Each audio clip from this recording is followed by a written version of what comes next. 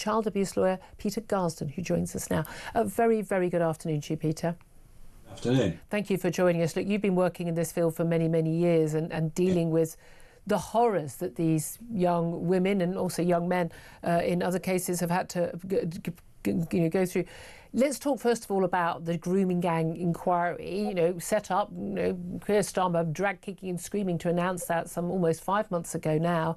Still not up and running, still haven't got a chair. 5 of the victims in the panel walking out and saying this is being rigged, we don't want anything to do with it, and particularly got an issue with Jess Phillips, the Home Office safeguarding minister. Is there any way of salvaging that inquiry? Well, I believe for a long time that this should be a judge-led inquiry. In fact, the survivors have said exactly the same thing. And why judge-led? Well, a judge is independent of everybody. And what the survivors are accusing the government of is a cover-up. They believe that the people that have been suggested to chair the inquiry are from the police and social services. Yeah. As a judge is independent of everybody. The problem at the moment is that it isn't a statutory inquiry under the Inquiries Act 2005. What a statutory inquiry can ensure is that there is compulsory production of documents. Yeah. Everybody's entitled to representation. A lot of the victims are vulnerable and need support.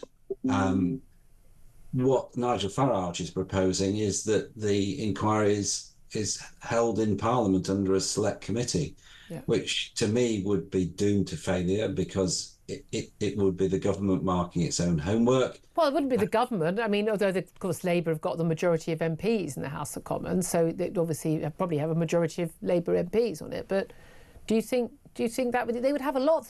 Parliament's got a lot of powers to demand that people appear, and they give oath. And there are legal ramifications for them lying under oath and the like. Well, the problem is that, as far as I'm aware, there aren't sophisticated facilities for abuse survivors to give evidence anonymously. Right. In the ICSA inquiry, there was a very sophisticated system of survivors giving evidence from away from the inquiry. Yeah.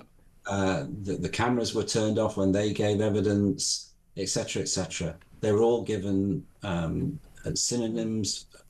I mean, I don't see why a parliamentary inquiry couldn't do that.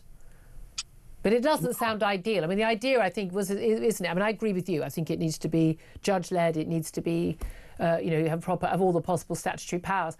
But there is a problem with that. As we see with every other inquiry, it takes years. I don't know why it has to. It doesn't need to, in my view, but it always ends up doing. Yeah, it's a big subject. I mean, trying to deal with grooming gangs all over the UK, including London, we're now here, although that's been denied, is a huge subject. And it's going to take a long time. If it's going to be dealt with properly and thoroughly, it should be dealt with on a statutory footing independently of Parliament. There's a theory of separation of powers. The executive should not be dealing with judicial matters. There'll be accusations of misfeasance, no doubt, negligence in local authorities. That should be dealt with outside Parliament, not within. Yeah, I mean, you're right. There is. I mean, again, it's an outside, but the reality is, of course, Nigel Farage with just 5 MPs, calling for this. It's not going to happen because Nigel Farage has suggested it. So even if it was a go, but I share your concerns. You brought up London. Very big issue. Nigel Farage, as I just said that he thinks that London could be the last great grooming scandal to be uncovered. We don't know. Now, but we do know that Sadiq, the London Mayor, is the Police and Crime Commissioner. He said earlier in this year, under questioning from the Conservative leader on the London Assembly, Susan Hall, he basically had to be asked, I think, quite a handful of times, about the grooming gang scandal, pretending not to understand the question. It was all very bizarre, but basically denying there was a grooming gang scandal in London. Now we've got the Met Police this week saying we're looking again at 9,000 child sex abuse cases. When we had Maggie Oliver on the show, the whistleblower for the Rochdale grooming scandal yesterday, and she said, look, we haven't got the resources to look into 9,000 child sex abuse cases. How do where have they got that figure from? Where are the resources coming from? Do you think that there is a grooming scandal yet to be uncovered in London, and how do we uncover it? I don't think there's any doubt that there's a grooming gang scandal in London. If there wasn't such a scandal, then the Met Police would not be investigating 9,000 cases over the last 15 years. The problem is, statistically, London is a huge borough, extending over a large area, and trying to find the statistics that there is such a scandal is problematic. Whereas in a small town like Rotherham or Rochdale, the statistics are much more. It's more obvious, isn't it? But do you think that's how it's been able to perhaps, hide, not even in the shadows, but in broad daylight? Because, you've got lots of, big Met Police force, but you've got local council, was it 32 different local councils or so? Yeah. And it's just much easier for it to be hidden, and obviously different communities living in different boroughs, demographically and the like, so it can easily be hidden. But why only after people start talking about this could be a grooming scandal? Why are the Met Police looking at it now? Why have they not been? Why were they not starting to look at it in 2012 when we had the front page of the Times talking about this?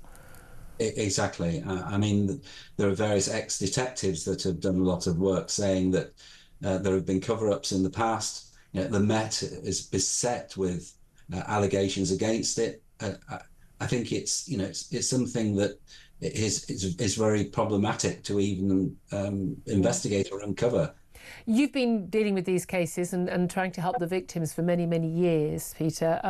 Are you hopeful at all we'll ever get to the bottom of this, that we'll ever stop it happening? Look, you're never going to stop paedophiles, there are always going to be paedophiles, but to stop the case where there are cover-ups and where it is somehow acceptable in any walk of life, that in any job, certainly paid for by the taxpayer, where you can turn a blind eye to the abuse of young girls?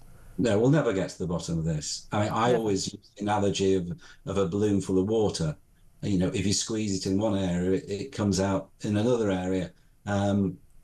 It's child abuse per se is a creature of secrecy. It only happens where adults can be alone with children in a secret environment. And the paedophiles are very manipulative, they're very clever. How else can they cover up something that happened 40 years ago without anybody finding out? They threaten the children, they intimidate the witnesses, and hey presto, it remains a secret for 40 years. So we will always be playing catch up. We're now looking at the 90s and the noughties. When I first started, we were looking at the 50s and the 60s. And in 20 years' time, we'll be looking back right now. I mean, that's one of the key things, and it came out really from particularly what Ellie Reynolds, the survivor, was talking about next to Nigel Farage yesterday, that this need to stop this happening to anyone else right now. Absolutely.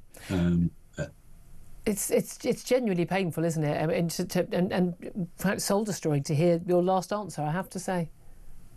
Well, yeah, I mean, always have lived in a cynical world, I'm afraid, and nothing ever surprises me. I've no doubt that London will be the next scandal. The question is, will the government devote the resources to investigate it properly? Will the police have the resources to investigate it properly? Will we ever uncover the truth? I remain cynical and believe, unfortunately, I don't think we ever will. Peter Garston, I so appreciate you and your candid answers. Peter Garston is a child abuse lawyer. Thank you very much indeed for that.